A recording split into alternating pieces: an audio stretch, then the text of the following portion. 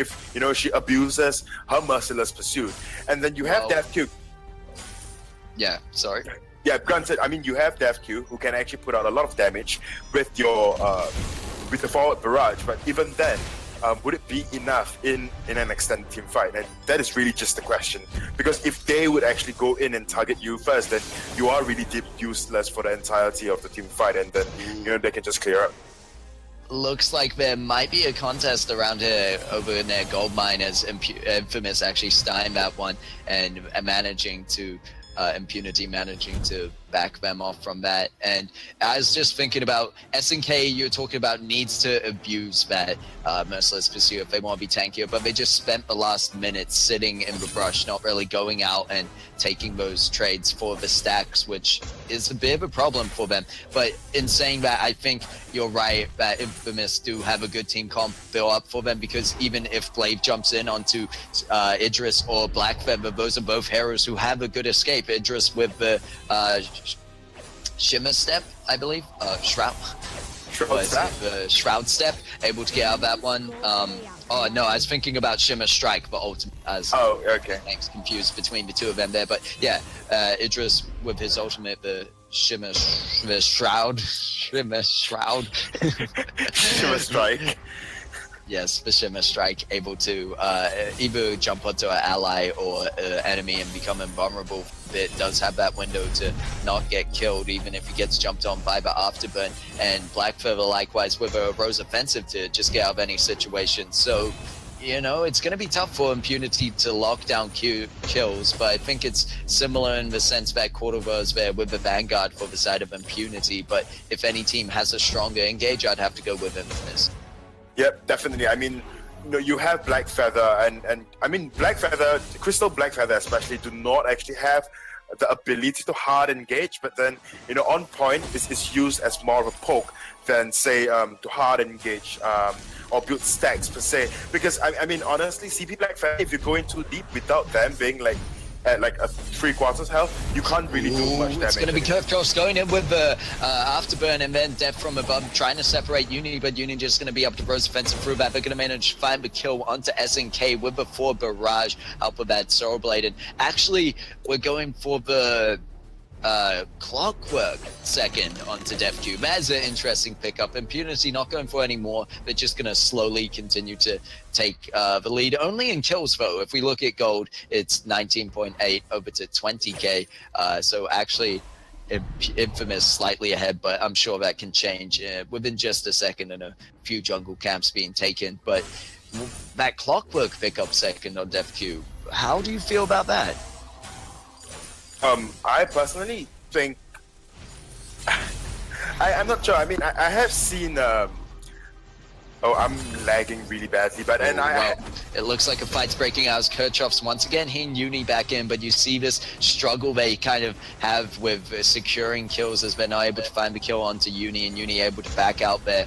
It's really, it's going to be tough for Impunity. They generally have the team aggression when going into these fights, but they're just not able to find the kills. I'm waiting for Infamous to actually turn around with the engagement themselves, but maybe they're just trying to get a bit more built up on items, get Uni a bit more tankier. As you said, that CP Black Feather can do the damage, but he needs to stay alive when he goes in, and I think it's kind of similar for Idris. But we now see the team of Infamous going to take the first tower away from Impunity, and there's no one to actually catch them out for that and punish them for that. So good objective play on the side of Infamous. Yeah, but there's one thing that's for sure. I mean, for all the team fight to witness, if Uni do actually jump in, he just cannot do the damage needed to take anybody down. I think with the Shatter Glass, as long as you get the stacks up and go in with the on point, followed by the, if you go in with the, God, I cannot do abilities today. Okay, if you go in with the Rose Offensive. Feint of Heart. The Feint of Heart going to get you the stacks first, and then you're able to poke them down with the on point is my thinking there. I mean, I don't play too much Black Feather stuff, but that's to my understanding. And that's when it comes back to talking about understanding of heroes, and Sky I definitely play a lot of. Going back Clockwork second, it could be something to do with, being in this lane and having to have the sustain into lane, I believe, as well as your abilities. Just being up a bit more, going to give you a bit more agility to go around the team fights, as we see one break out right now, and Death from Above going to be used. Both these teams really not engaging hard. They're kind of pushing this one towards the late game. They are, and I understand why. Because, I mean, we see Uni, okay, for a Crystal Black Feather, you're unlike that of a Weapon Black Feather. You can't really just jump in with your Faint of Heart and then try to burst someone down, because your bursts do not quite work that way. You try to use your Execute to actually burst that person down, but then in order to build up your stacks, you actually need to on-point them. So that is one thing that's different from a Weapon Black Feather to a Crystal Black Feather, and they are played really differently as well. And that's why you keep seeing Uni just doing their on point and just poking and poking and poking.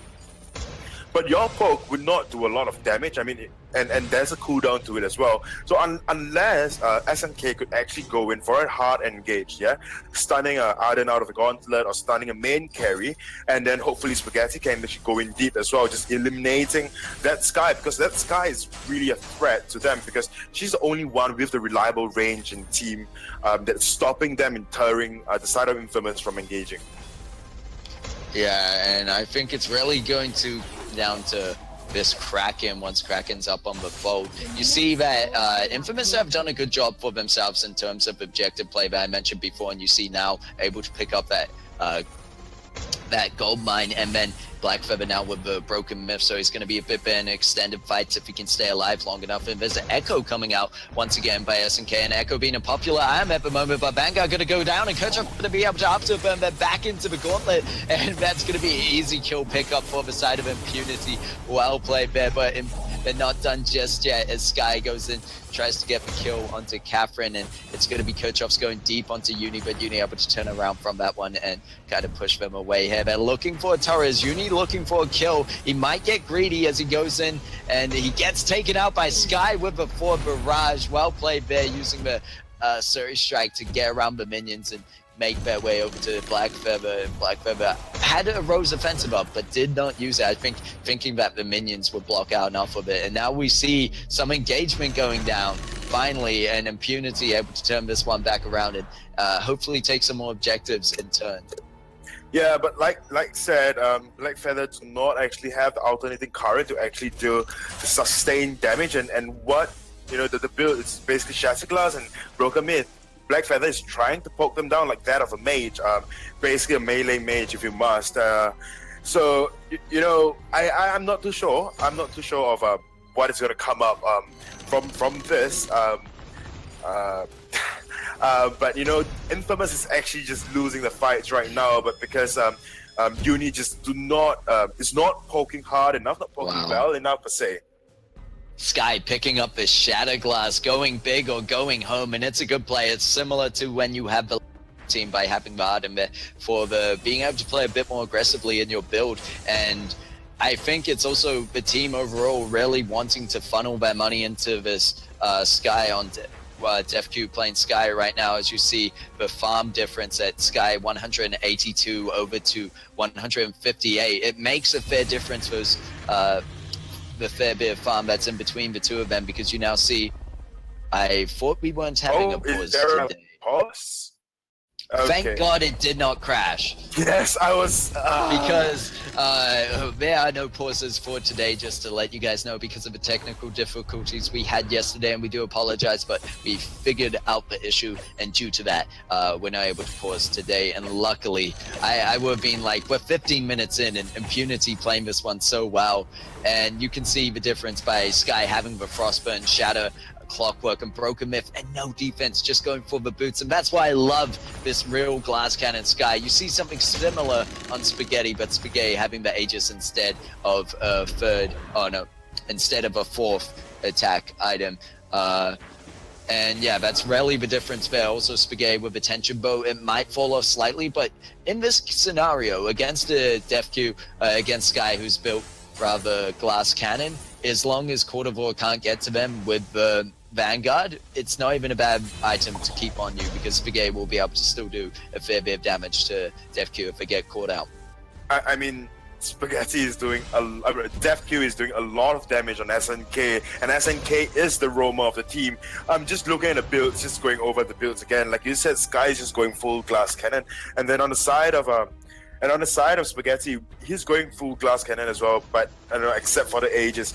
What I was saying, like in all the team fights so far, is that the side of Impunity, Infamous is just so afraid of engagement, and also the side of Impunity, like I said in the previous game, Impunity needed to pill for their main carry, and then they do actually have it now with a glaive that can pill, and then Quattrivore that can actually pill as well, so and zone out enemies. So I think, like I said earlier on, I like draft coming up from the side of Infamous, like I really do. And I understand their concept as well. I mean, they can just go in, and then they have so many abilities that would actually cause the abilities coming out from the side of Impunity to be useless. Like said, Shimmer Strike, and then we have Rose Offensive on Black Feather as well. And then if SNK can actually lock down just one single carry, or just stun Quattrivore off the gauntlet, it'll prove a lot for their team. But then, unfortunately, we're not seeing SNK play as aggressive as he was in the previous game. Yeah, and I think maybe for SNK, especially with that Echo pickup, is going to be looking for those blast tremors to really silence the whole team and keep them silenced for the duration of the fight, so Idris can go in alongside Black Feather and just deal the damage, which they might look for here as the team fight breaks out, and it's going to be them actually backing off. And as you said, Infamous not really having the confidence this match to really go in there. And one more thing, just before we go over, is going to be that Def Q, surprisingly, even though going glass cannon, not having Eve at all. There's no lifesteal there. I mean, Spaghetti has a reason to go somewhat glass cannon, although having the Eve, you do have the poison shiv. That's going to help you with a bit of lifesteal as well as stopping the enemy from healing. So maybe that is another reason for. I just thought about it after saying it. That could be why Def Q was like, okay, I'm not going to bother with the Eve because of that. So I'm not sure what's going on there, but I do know what's going on now is Glaive going to go in with the afterburn. It's going to be SNK getting caught up by the death from above. Gauntlet goes down as well, but isn't needed. It's just for zoning there. Spaghetti already on the run, does not have the power on his own to fight this one, and is basically going to have to give over the Kraken to the side of Impunity now. So it really was Infamous needed to make a fight happen, and they needed to be the aggressors, but it's looking tough for them now. It really is. Oh, Spaghetti might be caught out right now. No, but Shroud Stab is OP, and he managed to run away.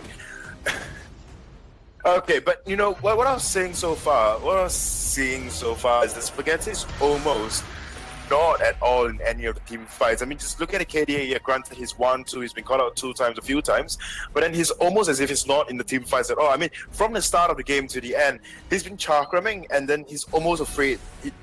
It is almost as if he's afraid of going in. But then you see Uni, who is the mage, quote unquote, of the team, and yet Uni is just going in really deep without putting up having his stacks up at all. So this is something that's worrying me. I mean, if Spaghetti did not have the confidence as a carry to go in deep, then it would actually sacrifice the other carries as well. And maybe he's playing really, really safe, but then there is a time to play safe, and there is also a time to actually be aggressive, and they've got so many opportunities and they just give it all up. It's so interesting to see here because they've really boosted Sky into the late game Sky so quickly, and Sky, oh my, wow. Sky is going to go no defense the whole game, and I mean, why not if they can continue to play like this? But Team 5 might break out as we see Spaghetti dash forward, trying to get onto Quattrivore, but Quattrivore now going to turn around with the Gauntlet, does stun up Black Feather, and it's going to be the afterburn. There's the double Gauntlet from the Echo coming out, and it might be Glaive going down for once, but no one is checking Sky, and Sky's just going to go in with a triple kill. And this is what I was talking about there. They can continue playing like that because Sky just dealing so much damage, but I was looking before that fight, Kirchhoff's even able to deal a lot of damage out because there's no armor defense. They're just so focused on the Sky, but it's too late and too far gone for them to really do anything against that. And it just kind of opens up Kirchhoff's also being powerful without many items because they don't have the defense to deal with him. And this might be the game here as they're moving on to the last turret. They only have 1 minion left, but it's going to be Uni coming up in just a second. They don't go for it. They're going for the safer play. They're going to back out for now. They do respect Infamous and don't want to throw away the lead that they worked so hard for. Yeah, I mean, it's quite interesting to see actually that, you know, of how Quad, or rather the side of Impunity is playing, because if you think about this, it's quite a reminiscence of how they did in VGC previous 2 seasons ago, where they actually did not build defense at all, and that has been, you know, the infamous play style of Infamous, that no defense is needed, it's just positioning, and you know, and they are doing really well. I mean, look at just look at Death Q, yeah, 5 offensive item, and then you have boots, and that's about it. And then you have on the side of Spaghetti, yes, you have 1 Aegis, but then that's almost counted as no defense as well. And then you have Uni, that's only the one that's building true defense, and then SNK, not much as well. So, you know, it's quite impressive to see how their playstyles are carrying forward, even though they're not in the same team. Yeah, well, that's why I think both these teams having a similar playstyle, liking to play that kind of situation. One of them's obviously going to end up on the back foot if you both try to play the same style there, and it's definitely Infamous right now who aren't able to play as confident as they like to, but Kirchhoff's going low. That might be their chance. SNK with the second blast trimmer there, but that's going to be the first gauntlet used by Quarterboy. There's going to be the fountain used by Quarterboy as well. I don't know why I swapped there, but it looks like the Sky going to be able to pick up Catherine, and Quarterboy going into a duel with Uni and picks up the kill on his own. It's just going to be Spaghetti trying to survive here. I think Game at Medic Camp maybe wanting to look for a way to steal away this Kraken, because they cannot give another one over. They only have 1 Crystal left, but you see him go in with the Shimmer Strike, and he's able to pick up a kill onto Sky. This is Spaghetti turning this one around on his own. This is the chance he needed without play there to really knock him around and stun him up. He might be able to pick up a kill. He uses boots, he uses the chakram, but he doesn't find the damage. He's now in a dangerous situation himself, going up against Arden and for Crystal Sentry. He might have to back out this one. Chakram getting low, he gets hit by the turret. There's a scout trap. What's he gonna do? There's the gauntlets, and 1v1 between Quarterboy and Spaghetti. Who's gonna take the kill? It's so close. And it's Spaghetti. He goes in with an amazing step and been able to pick up a kill, but Kirchhoff's gonna come along and punish you for that. Kirchhoff's bad kitty. You really disrespected the 1v1 duels. Bad kitty. But, I mean, Kirchhoff's just trying to make sure that Spaghetti doesn't get too ahead of himself here, as we just saw the first signs of Infamous really starting to come back. I mean, like I said earlier on, my point I was making earlier on and throughout the game actually was that Spaghetti was almost missing in all of those fights, and we saw the amount of damage that Spaghetti can come out as long as Spaghetti is involved. I mean, we have Uni in front. They're just dishing out all the damage that Uni can possibly dish out as a CP Black Feather with his on point of Fate of Heart, all roles offensive. But then, you know, we really need Spaghetti to actually step up to the plate. Oh, they actually took a Kraken. And you know, I'm quite interested to see how they actually would push with this Kraken instead of you know, just letting Kraken go, because yeah, I feel like it might be gold just going over to Impunity at this point, especially with how built up they are. And I must say it's the right choice to take Kraken then, because you don't want to give Kraken over to the side of Impunity. So they're just going to be able to poke along and do some damage, but they need to be careful. Kirchhoff's maybe turning around and trying to hit Uni on the turret, which is the decision he went for. And there's amazing gauntlet to stun them out. Spaghetti jumps right into that, but Spaghetti now moving on to Kirchhoff's, does use the Shimmer Strike to get on top of him, and they're going to take that turret, and Kraken is going to go down, so it's about 300 gold for 500, so not the biggest loss. And I think for Infamous, that is the right play to do, to make slow progress, if any. Yeah, definitely. At this point in time, Infamous cannot hard engage anymore. It's just, they just need to capitalize on every little mistake that is going to be coming out from Impunity, because as the game gets drawn out, we are bound to tire ourselves out and then make small mistakes here and there. And it's really up to the team that can actually fully capitalize on these mistakes. And what that was Uni and SNK actually managed to get the Kraken and then slowly push that turret down. Granted, they actually TP'd back, lazy back to see if they, because they're afraid of a base rush as well. So, you know, it makes sense for their play. now that I think about it. But then honestly, Spaghetti can actually do a lot of damage. Like, I really want to see if this goes in a third game, there will be 1-on-1. I mean, it was Infamous that actually got the first game as well, so they have what it takes to go up against Impunity. Oh, a fight is just breaking out right now. Yeah, and it looks like a defensive gauntlet going to be used then. Impunity just going to back off from that. Echo is used though. I think Court of War, that, and this is one of the mistakes you could talk about, unless Court of War hoping to back off from a team fight for another 30 seconds or 35 seconds, and then he'll have the two gauntlets up for that fight. But it could be Court of War maybe just not being ready with the Echo, because I know Echo is kind of a tough item. You need to be so, it's always in the back of your mind that you need to use it when you want that ability to come up second, because if you leave it too long, then you're not able to do so. But it looks like they have been able to drag this out long enough, only 10 seconds until the next gauntlet's up, and it looks like Impunity want to fight this one. You see them moving forwards now, and it's going to be Kirchhoff's going in with his stun onto SNK, but no engagement just yet. Both teams being so respectful of each other in this upcoming team fight. We are 27 minutes in. And you know, it really could go anyway, but with Kraken on the fold, Infamous are really going to need to do something here. Either going to have to steal this one or kind of go for the kills if they're looking for it. We see them weighing around in the bush. I mean, this late into the game, the single mistake can be capitalized on, and it will prove to be, you know, deadly if Infamous could actually capitalize on everything. Well, SNK gets pushed off, actually wanting to go in with the Merciless Pursuit, but you see the rest of Infamous backing off. This is kind of a playstyle they've been doing for most of the game, playing a bit passive, wouldn't you say, a bit defensive. But I understand going up against Impunity, who's so strong right now, you really need to be cautious about this. And as you said, you know, the single mistake can really spell the end of this game, as we're reaching the 30-minute mark, and whoever takes Kraken is definitely going to take the win, or whoever takes the ace. But we'll have to see how it plays out, because both these teams just so good, and it really could go to that next matchup. If Impunity are able to win this, we might see the best of three. There's death from above used, but it doesn't matter too much. It's going to be up in another 9 seconds, and without Infamous really being aggressive right now, it's going to leave a window for Impunity to start this Kraken. But Kirchhoff needs to be careful. He's taking quite a bit of damage there. There's the gauntlet going down, an amazing gauntlet at that as well, and it's keeping the enemy team away from that Kraken. But now they didn't continue with it. I think Kirchhoff's tanking just a bit too much, and it's going to be Infamous trying to go for the steal. Who's going to get it? And then we see DefQ going in, but it's going to be Uni with the take onto the Kraken. And now what's going to happen? Are we going to go for the team fire? They're going to just try burn down this Kraken because Kirchhoff's is low. There's the death from above. What can they do? This is maybe a turnaround for Infamous. Oh, point. Minions OP! What? Minions!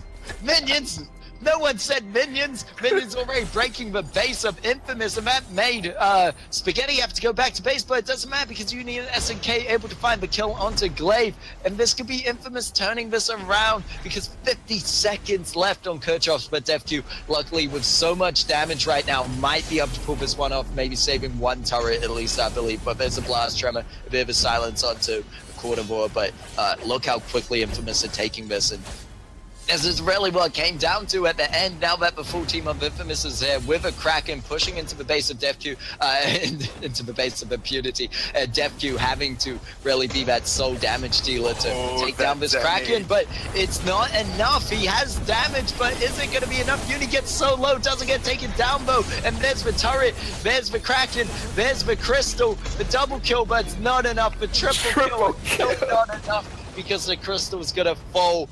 And that steal by Uni basically being the kind of deal breaker for that. And Impunity played that one so well. They were so close to bringing this into a best of 3, but instead Infamous going to win out the second game as well. Played exquisitely by both teams. GG, well played, and expected from a finals between these two teams for Split 1. What do you have to say about that? Looking at a KD between these two teams, it's 5 against 16. You least expect Infamous to actually win, and like you said, Impunity was that deal breaker. You know, they needed, Infamous needed to actually win this game. I mean, if had they not realized the minions that's marching into Infamous's base, I'm not too sure myself. I saw the screen, yeah. I wasn't looking at the base of Infamous at all. And then I'm like, turret destroyed. I'm like, no, what? I'm like, oh, minions. But anyways, that besides the point. Great game to both teams, and well played, Infamous, for actually taking that Kraken and then pushing to the win. And kudos to Uni. Uni hasn't been quite a show throughout the game till he actually took out Kirchhoffs on this glaive. I mean, you have to agree that is the key play that Uni made. The first Kraken and then Kirchhoffs afterwards.